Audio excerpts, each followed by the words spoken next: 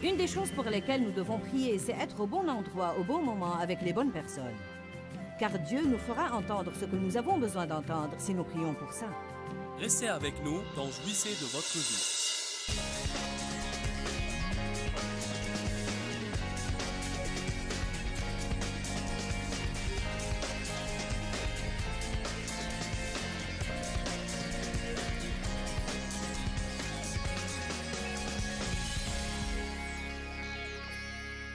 La Bible enseigne que les paroles qui sortent par notre bouche révèlent la condition de notre cœur. Je voudrais que vous disiez ça avec moi, parce que c'est important. Dites, les paroles de ma bouche révèlent la condition de mon cœur. Nous savons que Dieu est un Dieu qui regarde à nos cœurs. Il ne regarde pas à l'homme extérieur. Ceci ne veut pas dire qu'il ne s'intéresse pas aux choses que nous faisons et à nos actions. Mais la Bible dit dans plusieurs passages que l'homme juge selon les apparences, ou bien il juge selon la chair, alors que Dieu regarde au cœur. Pourquoi Dieu a-t-il sélectionné David pour être roi sur ses frères qui avaient l'air beaucoup plus compétents que lui? Parce que David avait un cœur après Dieu. Je ne sais pas ce que vous en pensez, mais je suis contente que Dieu regarde à mon cœur. Il y a des fois où mes actes ne sont pas justes. Je n'agis pas bien comme il faut, mais je peux compter sur la miséricorde de Dieu, car il regarde à mon cœur.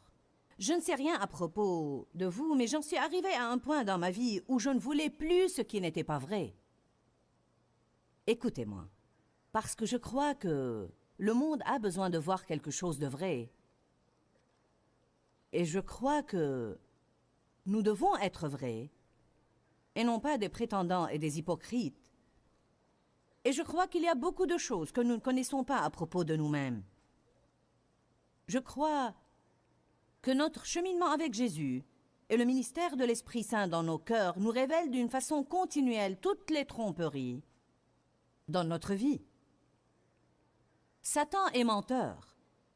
Il est trompeur. Et son but principal est de nous tromper et nous décevoir. Être trompé signifie croire un mensonge. Si vous croyez un mensonge, alors ça devient... Même si ce n'est pas une vérité, mais ça devient une vérité pour vous parce que c'est ce que vous croyez. Alors Dieu nous révèle constamment les tromperies dans notre vie. Par exemple, mon père a exercé des sévices sexuels sur moi, alors j'avais beaucoup de mauvaises pensées dans ma tête. Je croyais beaucoup de choses qui n'étaient pas vraies. Par exemple, je croyais que j'allais avoir une vie inférieure parce que j'avais été victime d'abus sexuels dans mon enfance et que je n'aurais jamais ce que j'aurais dû avoir si ceci ne m'était pas arrivé. C'était un mensonge, mais je ne le savais pas. Je n'avais pas encore lu Ésaïe 61:7 qui dit qu'au lieu de notre opprobre et honte, Dieu nous donnera une double récompense, une double portion d'honneur. Non seulement ma vie ne sera pas inférieure, mais si je fais confiance à Dieu, je pourrai avoir plus d'honneur que celui que j'aurais dû avoir si je n'avais pas de problème. Portion double. Ceci ne me semble pas logique, mais Dieu est en train de dire, si tu as été maltraité, si les autres t'ont traité d'une façon injuste, mais tu t'attaches et tu t'en remets quand même à moi, je chercherai à te récompenser de sorte que tu auras un double honneur au lieu des ennuis.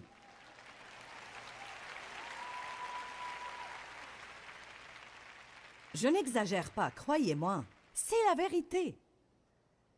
Et je suis une preuve vivante que c'est vrai.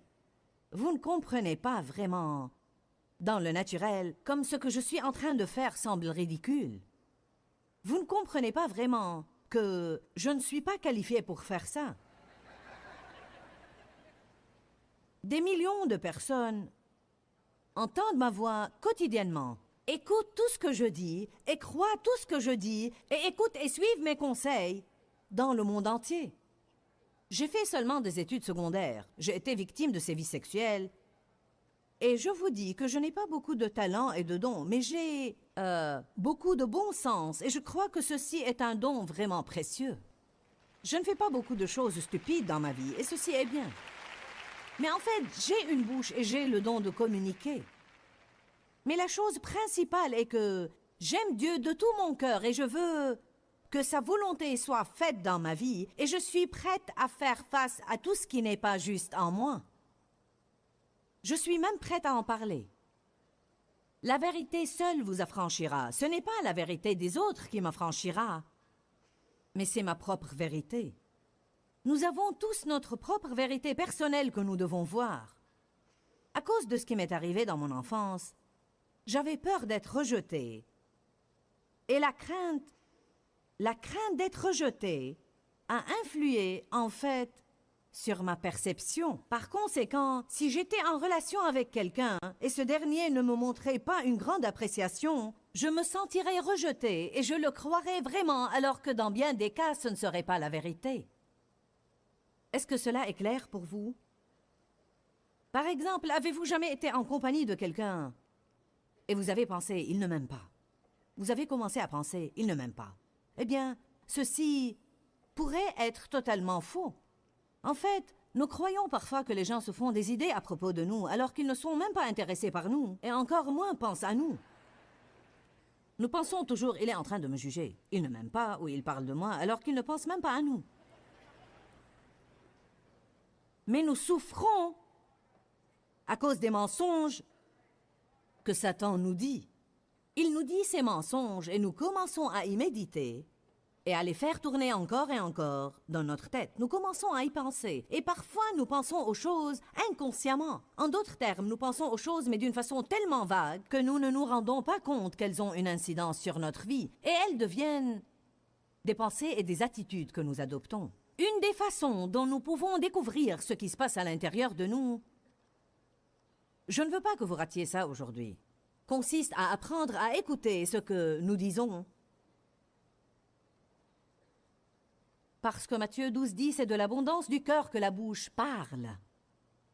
Nos paroles révèlent notre niveau de maturité spirituelle. Je vais vous prouver ça dans une minute. Il m'était merveilleux, dans ce séminaire, de permettre au Saint-Esprit de maîtriser ma bouche et de coopérer avec Dieu pour contrôler ma bouche, parce que je suis un vrai moulin à parole, et les moulins à parole ont un problème dans ce domaine. Y a-t-il parmi nous d'autres moulins à parole? Bon. Y a-t-il quelqu'un d'entre vous qui se crée des ennuis à cause de sa bouche?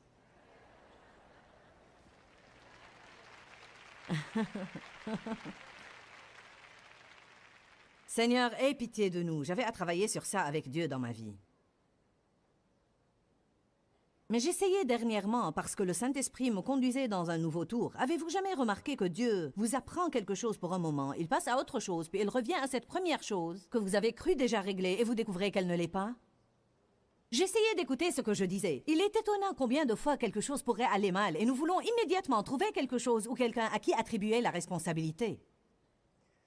Que sommes-nous en train de faire par là? Nous sommes en train de renoncer à porter la responsabilité. Si je peux la rejeter sur quelqu'un d'autre, je me sentirai libre. C'est étonnant combien de fois nous jugeons les autres, nous les critiquons et nous les dévalorisons, et peu importe ce que vous voulez appeler ça, je peux vous prouver bibliquement que chaque fois que nous jugeons quelqu'un sévèrement, c'est parce que nous avons un esprit de fierté. Nous avons une trop haute opinion de nous-mêmes, et nous pensons « je ne ferai jamais ça » ou bien « je ferai un meilleur choix. J'aurai une solution à ça, je pourrai faire ça plus rapidement. » Combien d'entre vous ont un problème d'impatience? Eh bien, vous savez quoi? L'impatience est le fruit de la fierté.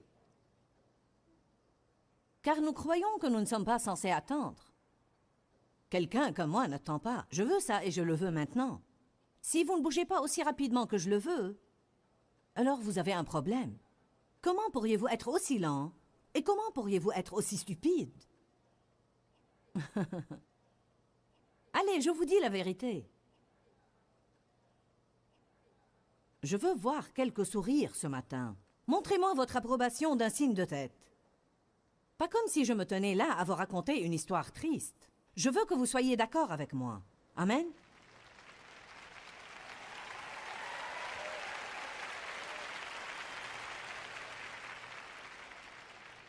Nous pouvons aussi examiner nos cœurs en examinant nos motifs. Dieu n'est pas aussi intéressé par ce que nous faisons que par la raison pour laquelle nous le faisons. Les motifs sont très importants. Vous pouvez offrir un cadeau à quelqu'un parce que vous l'aimez, mais vous pouvez aussi le faire pour essayer d'acheter son amitié. Ou bien même, vous pouvez lui offrir un cadeau pour qu'il vous soit reconnaissant ou qu'il sente qu'il vous doit quelque chose. Nous n'aimons pas penser de nous-mêmes de cette façon. Mais j'ai découvert à travers les années que toutes ces choses-là étaient vraies d'une façon ou d'une autre, et c'est en faisant face à ces choses-là que j'ai été libérée de cet esclavage et je me suis élevée à un plus haut niveau, de sorte que mon cœur était devenu plus pur auprès du Seigneur. Car Dieu veut que nous ayons des cœurs purs. Heureux ceux qui ont le cœur pur, car ils verront Dieu. Plus nous avons le cœur pur, plus nous reconnaissons Dieu, plus nous entendons sa voix, plus nous devenons sensibles à ses interventions dans notre vie. Parce que Dieu s'intéresse à nos cœurs. Et je vous dis aujourd'hui que nous avons à commencer à prendre la responsabilité de nos pensées, de nos attitudes et tout ce qui se passe à l'intérieur de nous. Une des choses qui nous aidera à prendre conscience de ce qui se passe à l'intérieur de nous est le fait d'écouter nos paroles. Ce que nous disons. Matthieu 12, 34. Engeance de vipère. Si vous pensez que je suis sévère avec vous, vaut mieux que vous soyez content que ce ne soit pas Jésus qui vous prêche ce matin. Il a dit « Engeance de serpent ». C'est ce que les vipères sont. Comment pourriez-vous dire de bonnes choses alors que vous êtes mauvais? Car c'est de l'abondance, du débordement, du trop-plein du cœur que la bouche parle. L'homme bon tire de bonnes choses de son bon trésor intérieur et l'homme mauvais tire de mauvaises choses de son mauvais trésor intérieur. Je vous le dis, au jour du jugement, les hommes rendront compte de toute parole vaine, inopérante et inactive qu'ils auront proférée, car par tes propres paroles tu seras justifié et par tes paroles tu seras jugé et condamné.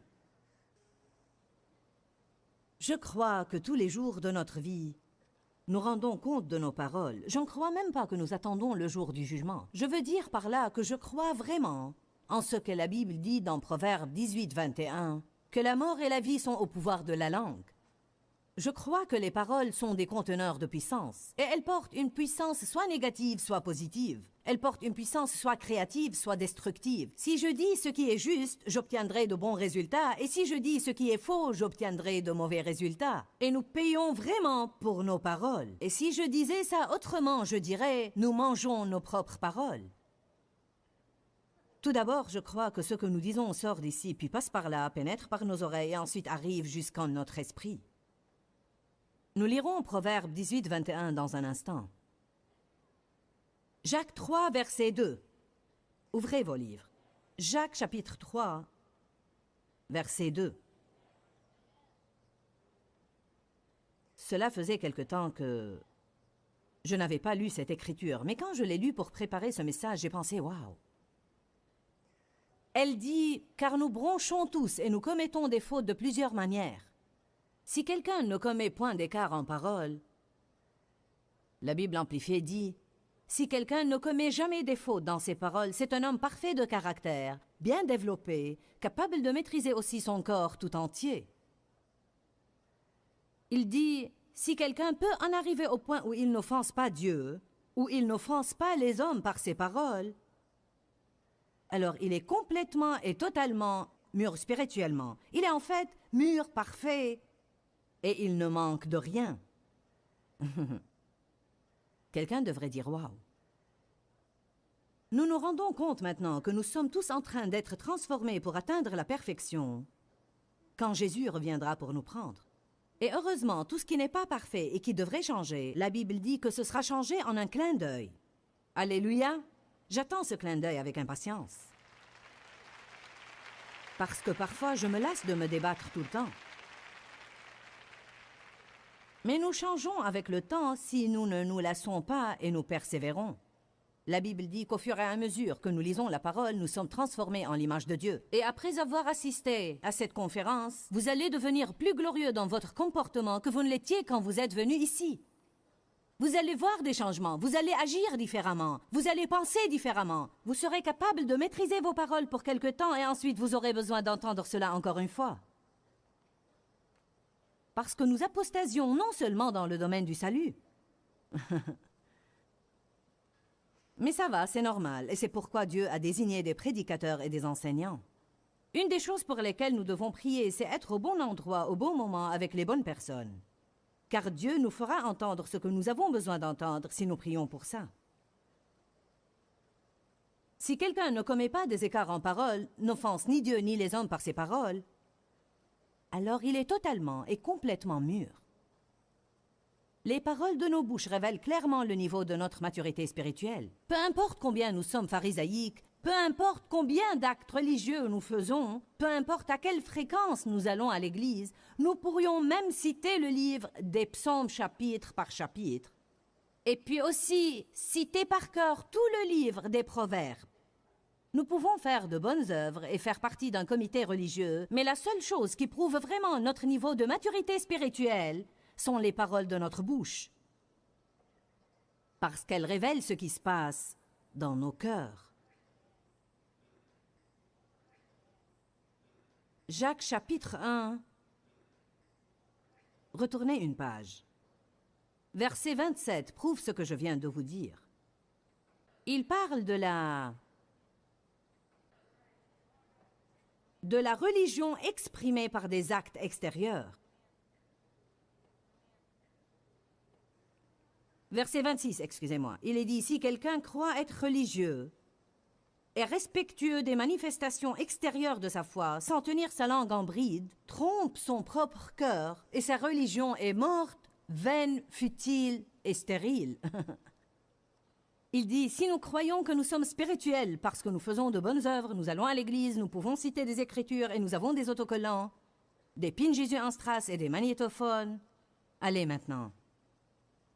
C'est étonnant les choses qui, nous croyons, nous rendent spirituels. Peut-être qu'il y a quelqu'un qui porte son magnétophone avec lui au travail tous les jours, alors qu'en réalité, il est suffisant dans son cœur, et quand il arrive au travail avec ses cassettes et son magnétophone, il juge tous ceux qui sont charnels et qui vont être charnels toute la journée, alors que lui écoute les cassettes de Joyce Meyer durant le déjeuner. Allez maintenant. La Bible dit, peu importe combien vous croyez que vous êtes religieux, la vraie épreuve de notre foi est, est-ce que nous tenons notre langue? Si nous ne la tenons pas, alors nous n'avons pas le niveau de maturité spirituelle que Dieu veut que nous ayons. Allez à 1 Corinthiens chapitre 3, verset 1. J'aime vous voir tous prendre des notes, ou plusieurs d'entre vous. C'est étonnant de vous voir noter les Écritures dès que je vous l'ai dit. Mais la clé est de rentrer chez vous et de les rechercher. Malheureusement, le fait de les écrire ne vous aidera pas beaucoup. Les Corinthiens avaient été baptisés par le Saint-Esprit et ils parlaient en langue. En fait, ils prophétisaient. Et ils exerçaient les 9 dons, des paroles de sagesse, des paroles de connaissance et des miracles. Et pourtant, Paul leur a dit qu'ils étaient charnels. Intéressant. Pensez à ça. Ils exerçaient tous les dons.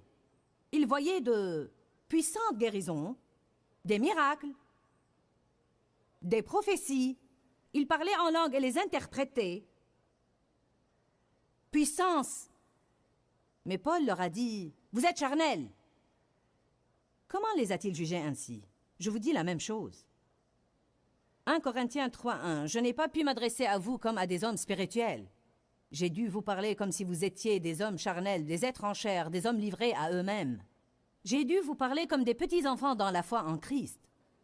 Voici ce que la Bible amplifiée dit, et je sais que ceux qui n'ont pas une Bible amplifiée, leur version ne dit pas ça, mais j'aime cette traduction dans laquelle Paul dit, je vais relire la dernière phrase, « J'ai dû vous parler comme des petits-enfants, dans la foi en Christ, des enfants incapables de parler. » Incapables de parler. Il dit, vous êtes incapables de parler. La première fois que j'ai lu ça, il y a quelques années, j'ai pensé, que voulait-il dire par là? Bien sûr qu'il pouvait parler. Mais avec le temps, Dieu m'a montré qu'il pouvait parler, mais il ne disait pas ce qui est juste. Paul a dit, je peux deviner de par votre conversation le niveau de votre maturité spirituelle. Je vous ai donné du lait et non de la nourriture solide, car vous ne pouviez pas la supporter. Et vous ne le pouvez pas davantage maintenant. Écoutez le verset 3. Car vous êtes encore charnel. Vous avez la nature de la chair, parce que vous êtes livrés à vos propres impulsions. En effet, puisqu'il y a parmi vous de l'envie, de la jalousie, des disputes et des divisions, N'êtes-vous pas charnels, des êtres en chair, livrés à vous-même, et ne marchez-vous pas selon l'homme, et votre conduite n'est-elle pas toute humaine? Quelqu'un devrait dire « Oh wow, oh wow, oh non, oh oui ». Il a dit « Vous savez comment j'ai su que vous étiez charnels? Parce que vous êtes jaloux. Vous voulez ce que les autres ont. Au lieu de compter sur Dieu pour vous donner ce que vous êtes prêt à avoir, vous regardez les autres et vous les enviez pour ce qu'ils ont. Pourquoi le diable nous incite-t-il à juger les autres dans nos pensées? Parce que, de cette manière, il nous empêche de faire face à nos défauts. Si je peux passer tout mon temps à penser et à parler des défauts des autres, je ne pourrai jamais faire face aux miens. On parlait aujourd'hui d'un sujet dont tout le monde a besoin d'entendre parler une fois par semaine, et c'est la bouche. Vous savez quoi? J'avais beaucoup de problèmes avec ma bouche, et je suis sûre que certains d'entre ceux qui nous regardent maintenant disent « Joyce, j'en suis témoin. Je me crée des ennuis à cause de ma bouche. Nos paroles révèlent la condition de nos cœurs. C'est de l'abondance du cœur que la bouche parle, et ceci révèle aussi notre niveau de maturité spirituelle. Nous devons parler à nos problèmes et non pas de nos problèmes. Nos paroles peuvent même nous rendre malades. Les paroles peuvent causer beaucoup de problèmes dans les relations. En fait, les paroles, si elles sont positives, peuvent nous réconforter et nous guérir, mais si elles sont négatives, elles peuvent vraiment nous poser un problème dans notre vie. Que Dieu vous bénisse, je vous aime, nous prions pour vous. Et je veux que vous ayez le meilleur que Dieu a pour vous. Demeurez dans la parole, parce que la parole de Dieu libère la puissance de Dieu dans votre vie. Rappelez-vous de jouir de chaque jour de votre vie, parce que Jésus est mort pour que vous ayez la vie et pour que vous en jouissiez. Que Dieu vous bénisse. Pourquoi Seigneur, pourquoi? Dans ce livret, Joyce Meyer nous enseigne à travers la parole comment être délivré de la confusion. Pour obtenir ce livret gratuitement, écrivez-nous à Joyce Meyer, boîte postale 40095-6300 Larnaca, Chypre. Ou bien visitez notre site web www.joycemeyer.org/fr.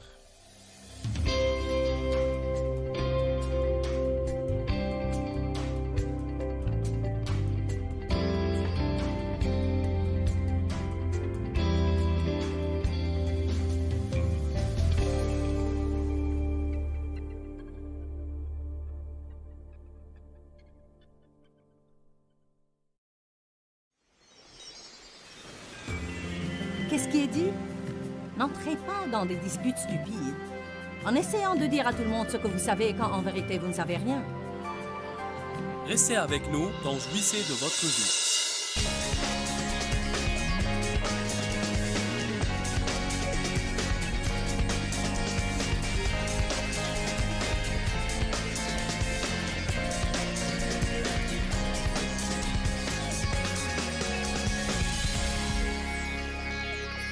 Matthieu 15, versets 6 à 11.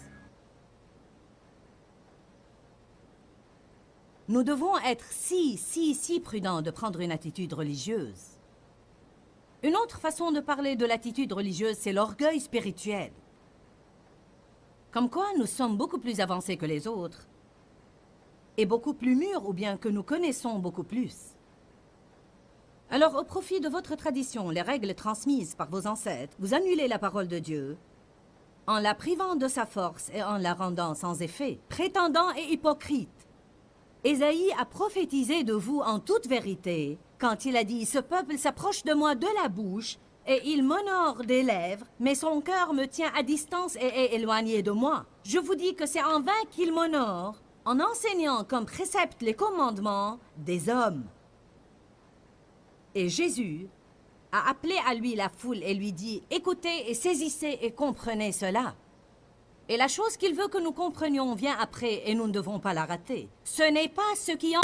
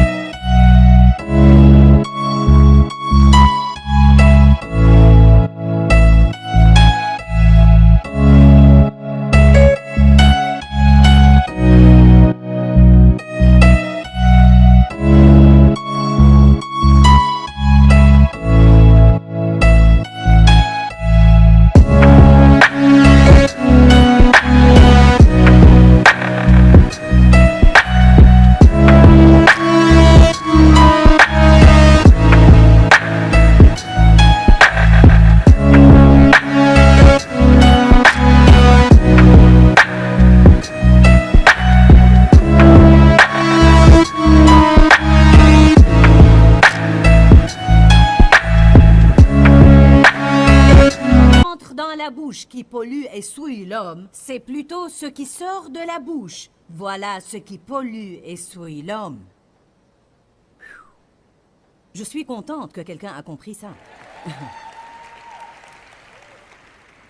Les choses que nous disons sont ce qui empoisonne notre vie, car vraiment, elles se basent sur ce qui est dans notre cœur. Allons pour un moment à 2 Timothée.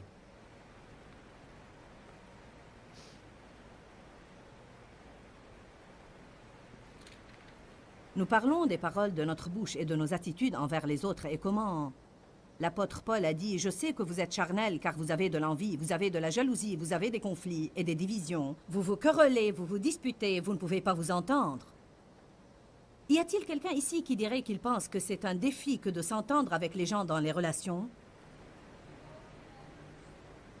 Ce qui est intéressant avec les gens, c'est que nous avons besoin d'eux, mais ils nous exaspèrent. Avez-vous remarqué qu'ils sont partout là où nous allons?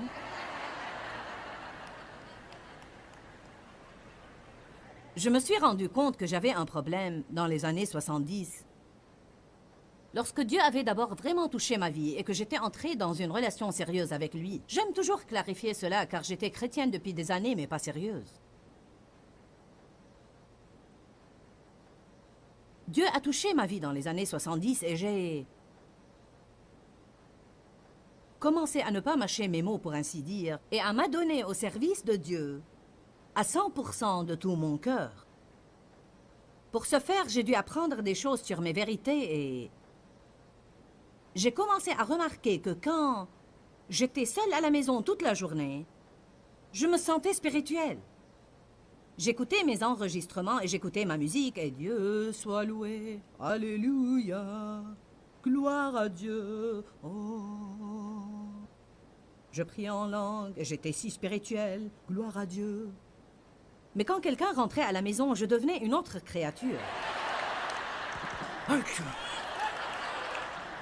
Comme un Jekyll et Hyde spirituel. Je me rappelle que je me tenais à mon évier pour faire la vaisselle et...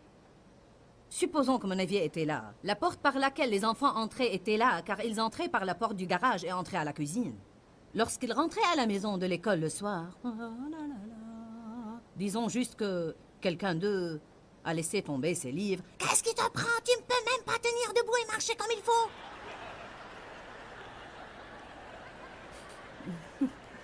Alléluia, Dieu soit loué.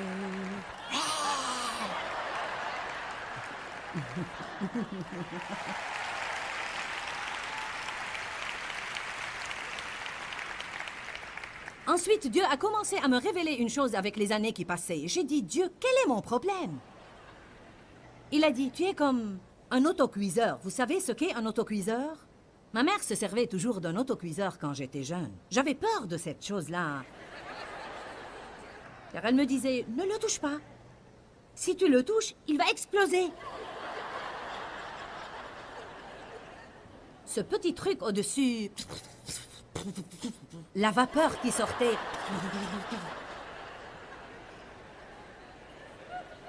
Une gouvernante qui travaillait chez moi un jour nous cuisinait un rôti dans un autocuiseur et il a explosé. Quand je suis rentrée, elle était assise dans le coin, tout en pleurs. Elle avait ses lunettes et il y avait du rôti et des patates et des carottes un peu partout sur elle. Le truc avait explosé et il est allé dans le ventilateur du plafond qui était en marche et a lancé son contenu dans la cuisine.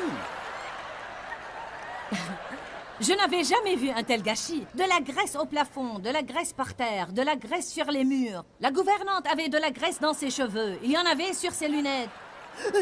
J'ai ruiné ta cuisine. Alors j'avais une peur justifiée des autocuiseurs et Dieu m'avait dit, tu es comme un autocuiseur. Tu as toute cette frustration dedans. Et bien que tu fais beaucoup d'actes religieux et que tu fais semblant de l'extérieur vis-à-vis des autres, mais à l'intérieur,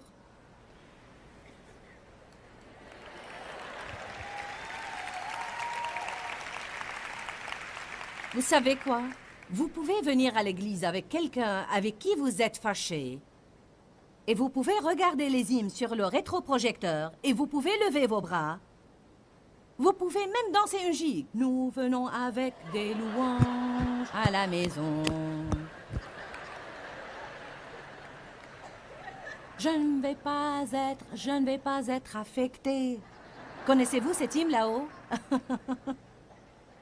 Je te donne tout.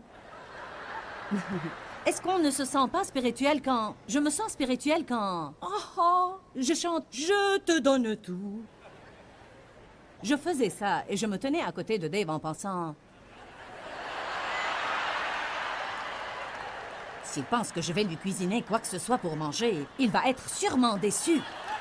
En ce qui me concerne, il peut juste mourir de faim parce qu'il pense qu'il a raison tout le temps et j'en ai vraiment ras-le-bas de... Nous venons avec la louange. Dieu sait ce qu'il y a dans nos cœurs. Et il est un Dieu de cœur. Et nous pouvons apprendre davantage sur ce qui est dans notre cœur si nous commençons vraiment à nous écouter.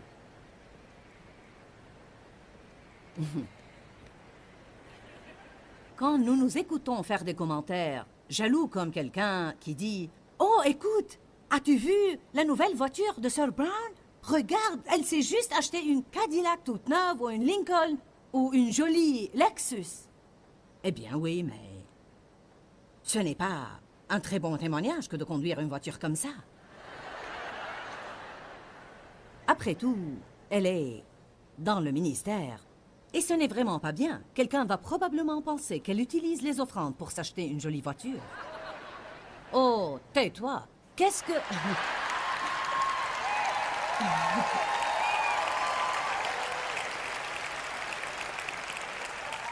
Je crois que personne d'entre vous qui êtes assis là aujourd'hui, si vous étiez dans un ministère à plein temps et que vous aviez l'opportunité d'avoir votre avion privé, plutôt que de voyager comme tout le monde tout le temps, qui n'aimerait pas en avoir un lui-même. Nous sommes uniquement jaloux parce que nous n'avons pas exactement ce que les autres ont.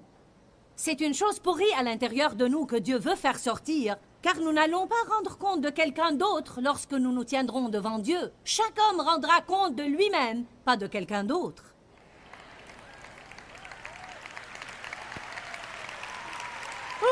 Alléluia! J'aurais aimé que tout le monde dans la ville soit là.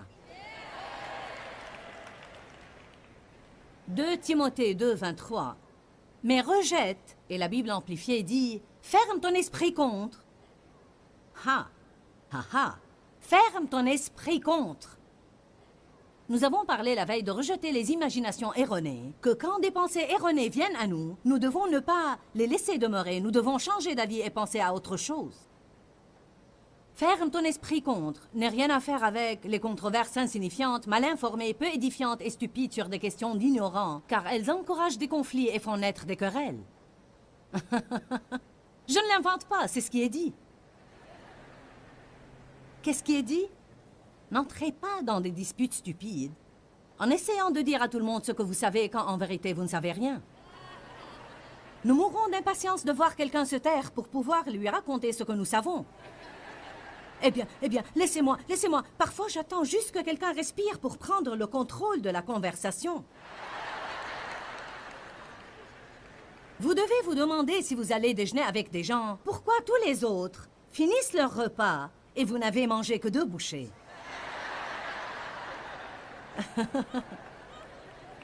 Cela veut dire que vous parliez tout le temps. Amen. Et le serviteur du Seigneur ne doit pas être querelleur, luttant et affrontant, mais il doit être gentil envers tout le monde et d'une humeur modérée, préservant le lien de la paix. Il doit être qualifié et propre à enseigner, doué de patience et prêt à supporter l'injustice. Nous devons faire attention aux choses que nous disons. Paul a dit dans 1 Corinthiens 13, 11, « Lorsque j'étais enfant, je pensais et je parlais comme un enfant, je raisonnais comme un enfant, mais maintenant que je suis devenu homme, j'ai fait disparaître ce qui était de l'enfant. » Comment pense et parle un enfant? Il pense et parle de lui-même tout le temps et de ce qu'il veut. Et d'habitude, il parle beaucoup. Ces deux choses sont des symptômes de l'immaturité spirituelle. Proverbe 18, verset 20. Heureusement qu'une partie du sujet est amusante, car le reste est comme un couteau qui nous pénètre. Proverbe 18, 20. C'est du fruit de sa bouche que l'homme rassasie son cœur. Et c'est du produit de ses lèvres qu'il doit se rassasier, que ce soit bien ou mal. La mort et la vie sont au pouvoir de la langue, et quiconque l'aime en mangera les fruits pour la mort ou la vie. Donc, nous mangeons nos propres paroles. Proverbe 18, 8. Les paroles du rapporteur ou de la commère sont comme des friandises. Elles descendent jusqu'au tréfonds des entrailles. Wow! Si je viens et je vous raconte une histoire sur quelqu'un d'autre, et je vous dis une chose qui va nuire à sa réputation, les paroles que je profère descendent jusqu'au tréfonds de vous, et même si vous ne le voulez peut-être pas, la prochaine fois que vous voyez cette personne, votre attitude envers elle va être affectée par ce que j'ai raconté. C'est une grande responsabilité. C'est une chose que de penser vous-même du mal de quelqu'un d'autre, mais c'est tout à fait un autre niveau de méfait que d'aller empoisonner les attitudes des autres au sujet de quelqu'un à cause de ce que vous pensez. Bonjour. Je sais que dans une assemblée de cette taille avec des gens qui nous regardent à la télé, il y aura des gens qui pensent, s'ils sont honnêtes avec eux-mêmes, qu'ils ont du mal à ne pas dire ce qu'ils savent. Nous aimons beaucoup propager les mauvaises nouvelles. Et nous ne voyons pas le besoin, forcément, de raconter les bonnes nouvelles. Alléluia. Les paroles ont une telle force. Ézéchiel 37 nous dit que nous pouvons prophétiser sur des ossements morts et desséchés, et ils pourront revivre. Ces os pourront-ils revivre? Dieu a demandé, ces os pourront-ils revivre? Le prophète a dit, oh Dieu, tu le sais. Dieu lui a répondu et dit, prophétise sur ces os, et dis-leur, ossements morts et desséchés, vivez! Prophétise ma parole sur eux. Si vous lisez Ézéchiel 37, 1, 10, vous allez trouver que l'homme a commencé avec une vallée d'ossements morts et desséchés et il s'est retrouvé avec une armée puissante qui se tient sur ses pieds, avec une respiration, une vie et de la chair sur ses os, faisant un travail puissant. Prophétisez sur les ossements morts dans votre vie. La Bible dit « Parlez à vos montagnes ». Elle ne dit pas « Parlez de vos montagnes ». Nous passons trop de temps à parler de ce qui ne va pas dans notre vie au lieu de la solution. Jérémie chapitre 1,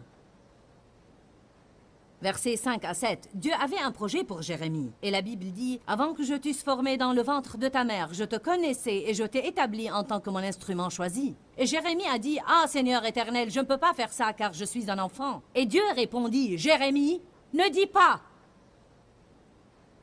Je ne peux pas faire ça. Ne dis pas. Je suis un enfant. » En d'autres termes, nous pouvons tuer le plan de Dieu pour notre vie avec une confession négative. Dieu avait un plan pour Jérémie. Il a dit, « Je veux me servir de toi. Je t'ai oint comme un prophète puissant. » Qu'a fait Jérémie? Il s'est regardé. « Je suis un enfant, je ne sais rien.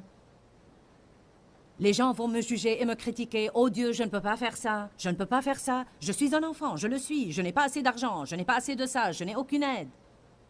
J'ai beaucoup d'enfants. » Les gens me disent qu'ils ne peuvent rien faire pour Dieu parce qu'ils ont des enfants. J'ai commencé ce ministère lorsque j'avais 3 enfants et un bébé et je le portais sur ma hanche tout le temps. Vous pouvez faire tout ce que Dieu vous demande de faire. Si Dieu ne vous demande pas de le faire, vous ne pouvez pas le faire. Mais nous devons arrêter de dire ce que nous ne pouvons pas faire et commencer à dire ce que Dieu dit.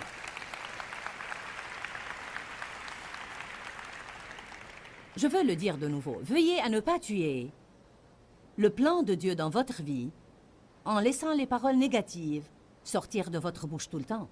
Je vais aller jusqu'à dire que je crois qu'il y a des personnes ici aujourd'hui qui peuvent être malades physiquement simplement parce qu'elles disent de mauvaises paroles, des paroles négatives, des commérages, des jugements, des reproches, et des critiques. J'ai lu une déclaration intéressante dans un livre que je suis en train de lire. Elle dit « Les gens qui critiquent rarement se critiquent rarement eux-mêmes. » Galates 6:7 dit « Nous moissonnons ce que nous semons. » Si nous pensons et disons du mal des autres, nous moissonnerons le mal.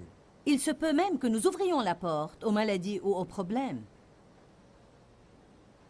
Dans Malachie chapitre 3, la Bible parle de la dîme. Allons là-bas, car je pense que c'est une chose que très peu de gens regardent dans ces passages dans Malachie. Et je veux vous montrer une chose. Malachie 3, verset 8. Si vous ne prélevez pas la dîme, cela ne vous profitera pas en tout cas. Qu'est-ce qu'une dîme? C'est les premiers 10% de votre revenu. Elle appartient à Dieu. Elle ne vous appartient même pas. Dieu dit, si vous la dépensez, vous me volez. Un homme trompe-t-il Dieu? Car vous me trompez et vous me volez. Mais vous dites, en quoi t'avons-nous trompé ou volé? Vous avez retenu vos dîmes et vos offrandes. Certaines personnes disent, c'est l'Ancien Testament. Je vous dis une chose, s'il pouvait donner 10% sous la loi, je n'imagine même pas ce que Dieu s'attend à ce que nous faisions par la grâce. Mais certainement plus que ce qu'il faisait sous la loi. Vous êtes frappés par la malédiction parce que vous me volez. Apportez à la maison du trésor toutes les dîmes afin qu'il y ait de la nourriture dans ma maison. Et mettez-moi de la sorte à l'épreuve, dit l'Éternel des armées, si je n'ouvre pas pour vous les écluses des cieux, si je ne répands pas sur vous la bénédiction en abondance, et je menacerai pour vous celui qui dévore. Le verset 12 dit, « Toutes les nations vous diront heureux et bénis, car vous serez un pays de délices, dit l'Éternel des armées. » Attention au verset 13, je ne pense pas que quelqu'un ira si loin. « Vos paroles sont fortes et rudes contre moi, dit l'Éternel. Et vous dites, qu'avons-nous dit contre toi ?» Le verset 14 dit, « Et c'est ce que vous avez dit. Vous avez dit, c'est en vain que l'on sert Dieu, et qu'avons-nous gagné à observer ses préceptes et à marcher avec tristesse, comme dans un deuil devant l'Éternel des armées ?» Savez-vous ce que je crois qu'il dit là? Vous donniez, mais vous n'avez pas eu de résultat rapide. Alors vous avez commencé à dire « ça ne sert à rien ». Ça ne marche pas. Ça ne va pas marcher dans notre vie. Et alors vous êtes retourné pour me voler. Il a dit « je ne veux pas que vous parliez comme ça. Lorsque vous donnez votre offrande, vous devez alors irriguer cette offrande avec les paroles de votre bouche. Car la Bible dit « c'est l'eau de la parole ». Voilà ce que Dieu m'a dit depuis des années. Sème ta graine, mais alors irrigue ta graine en prophétisant ma parole sur elle et non sur tes circonstances. Et si vous donniez, mais maudissiez votre graine avec les paroles de votre bouche. En continuant de parler de ce que vous n'avez pas, et comment ça ne marche pas, et comment vous êtes déconcerté, et comment vous ne savez pas pour combien de temps vous pouvez attendre. Dieu a dit, vous avez beaucoup de graines dans la terre, mais vous devez avoir une saison d'irrigation. Il se peut que vous plantiez un jardin, vous semez des graines, mais si vous ne l'irriguez pas, vous n'allez pas avoir une récolte. Allez maintenant. J'ai passé beaucoup de temps l'autre jour à chercher chaque passage que je pouvais trouver sur ce que la Bible avait à dire à propos de donner.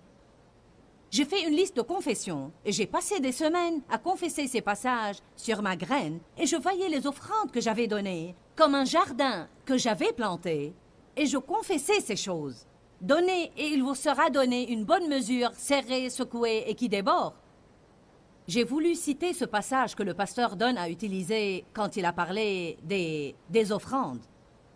Que Dieu veut nous bénir de plus en plus, nous et nos enfants. Il y a un autre passage juste là dans ce même exemple où l'écrivain des Proverbes dit « Envoie maintenant la prospérité, Dieu. Envoie maintenant le succès. » Et alors je proclamais ces paroles sur ma graine. Je ne sais combien de passages j'ai dans ce livre. Mais cela vous fera gagner du temps. Vous pouvez prendre ce livre en sortant et vous pouvez commencer à irriguer votre graine avec la parole de Dieu. Combien d'entre vous comprennent le principe dont je parle? Il dit, d'accord, vous donnez, mais vous maudissez votre graine. Parce que vous dites, qu'avons-nous gagné à servir Dieu? J'ai toutes ces cassettes et rien n'a changé. Je suis allée au séminaire et je ne suis pas changée. J'ai acheté le t-shirt, j'ai été là-bas, j'ai fait ça, rien n'a changé. J'ai payé la dîme, j'ai donné, et mes finances n'ont pas changé. J'ai donné une grande offrande la semaine dernière, et me voilà avec un pneu crevé. Eh bien oui, parce que le diable ne veut pas que vous pensiez que ça va marcher. On parlait aujourd'hui d'un sujet dont tout le monde a besoin d'entendre parler une fois par semaine, et c'est la bouche. Vous savez quoi? J'avais beaucoup de problèmes avec ma bouche, Et je suis sûre que certains d'entre ceux qui nous regardent maintenant disent « Joyce, j'en suis témoin. Je me crée des ennuis à cause de ma bouche. Nos paroles révèlent la condition de nos cœurs. C'est de l'abondance du cœur que la bouche parle, et ceci révèle aussi notre niveau de maturité spirituelle. Nous devons parler à nos problèmes et non pas de nos problèmes. Nos paroles peuvent même nous rendre malades. Les paroles peuvent causer beaucoup de problèmes dans les relations. En fait, les paroles, si elles sont positives, peuvent nous réconforter et nous guérir, mais si elles sont négatives, elles peuvent vraiment nous poser un problème dans notre vie. Que Dieu vous bénisse, je vous aime, nous prions pour vous. Et je veux que vous ayez le meilleur que Dieu a pour vous. Demeurez dans la parole, parce que la parole de Dieu libère la puissance de Dieu dans votre vie. Rappelez-vous de jouir de chaque jour de votre vie, parce que Jésus est mort pour que vous ayez la vie et pour que vous en jouissiez. Que Dieu vous bénisse. Pourquoi Seigneur, pourquoi? Dans ce livret, Joyce Meyer nous enseigne à travers la parole comment être délivré de la confusion. Pour obtenir ce livret gratuitement, écrivez-nous à Joyce Meyer, boîte postale 40095-6300 Larnaca, Chypre. Ou bien visitez notre site web www.joycemeyer.org/fr.